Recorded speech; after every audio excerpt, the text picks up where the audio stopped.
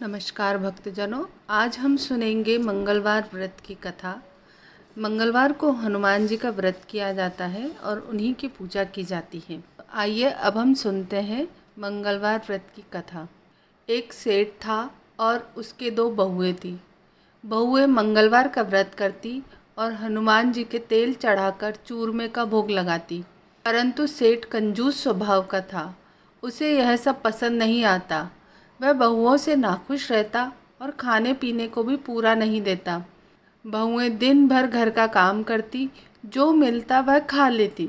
धीरे धीरे वह शरीर से दुर्बल होने लगी। एक दिन वह बालाजी के मंदिर में तेल और चूरमा चढ़ाने गई तो दोनों बात करने लगी कि सेठ जी के धन तो बहुत है, पर मन के कंजूस है, खाने को भी पूरा नहीं देते।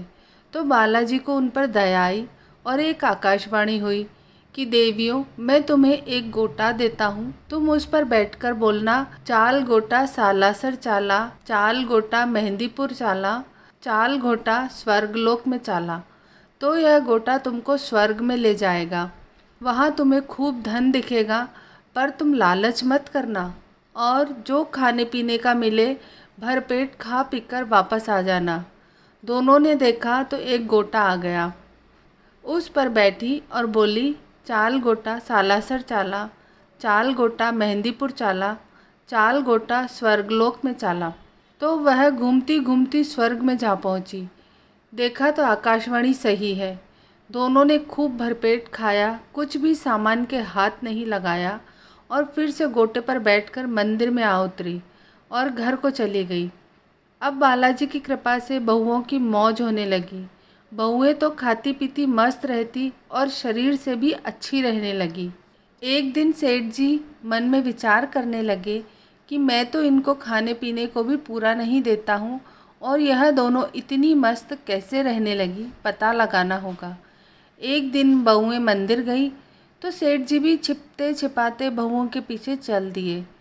बहुएं मंदिर गई और बालाजी के भोग लगाया और एक गोटा आया। दोनों उस पर बैठकर चली गईं।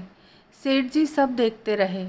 वह खा पीकर वापस आई तो सेठ जी विचार करने लगे कि मुझे पता लगाना होगा यह दोनों गोटे पर बैठकर कहाँ गई। अगले दिन सेठ जी पहले से ही आ गए और गोटा पड़ा था, उसे खोलकर उसके अंदर बैठ गए। बहुएं आई और भोग लगाया, गोटे पर बैठी और स्वर्गलोक चली गई। वहाँ जाकर वह तो खाने पीने लगी।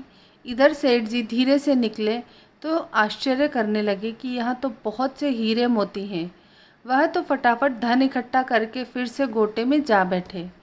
बहुएं आई और गोटे पर बैठकर गोटे को चलने को कहा, परंतु गोटा तो हिला ही नहीं। बहुत आश्चर्य करने लगी। एक दूसरे को पूछने लगी कि किसी ने कुछ लिया तो नहीं।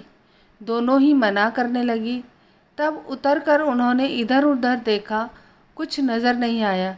तब बहू ने गोटे में छोटा सा छेद था, उसमें देखा तो अंदर सेठ जी बैठे हैं। उन्होंने उनको बाहर निकलने को कहा। सेठ जी बाहर आए तो उन्होंने पूछा, आपने यहाँ से कुछ लिया तो नहीं? सेठ जी ने मना कर दिया, परंतु बहुएं जानती थी सेठ जी लालची हैं। उन्होंने कहा, सेठ जी या तो आप सीधे से माल छोड़ देना, नहीं तो यह हनुमान जी का गोटा फिर हम नहीं जानते। तब सेठ जी ने जेबों में से सारे हीरे मोती निकाले और गोटे में जा बैठे, परंतु गोटा फिर भी नहीं हिला। तो बहुओं ने सेठ जी को फिर बाहर निकाला और पूछा कि और कुछ बाकी तो नहीं रह गया, परंतु सेठ जी झूठ बोल गए और उन्होंने अपनी धोती की सलवट में कमर पर हीरे मोती बांधे, वह नहीं निकाले।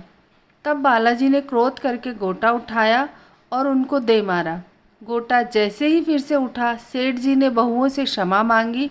तब बहुएं बोली, सेठ जी क्षमा तो आप वीर बालाजी से मांगिए।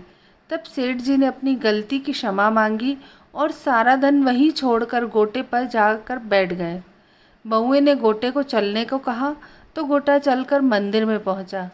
सेठ जी को अपने किए पर पछतावा हुआ और बहुओं का स्वर्ग जाना छूट गया।